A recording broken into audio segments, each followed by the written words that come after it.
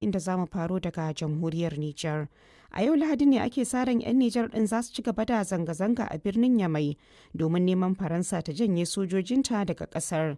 Dangantaka tsakanin ƙasashen biyu ta ƙara tsami tun bayan hamɓarar da shugaba Bazoum daga mulki, wanda kuma babban aminin Faransa ne. Ga rahoton da Raliya ta fassara mana na Thomas Nadi.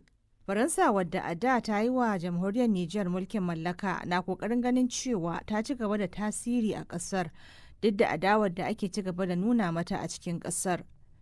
Dubban mutane sun yi zanga-zanga a gaban sansanin sojin Faransa da ke Yamai a jiya Asabar. Sun kuma yanka akuya da aka sanya wa tutar Faransa tare da ɗaukar akwatunan gawa da aka lullube da tutar Faransar. Faransa dai ta ki amincewa da shugabannin sojin ƙasar da suka yi juyin mulki a matsayin halattacciyar gwamnati. Dangantaka tsakanin kasashen biyu ta ƙara yin tsami ne a makon da ya gabata bayan sojojin Nijar ɗin suka janye rigar kariyar diplomasiya akan jakadan Faransa da iyalansa, inda suka nemi 'yan sanda su kore shi daga ƙasar.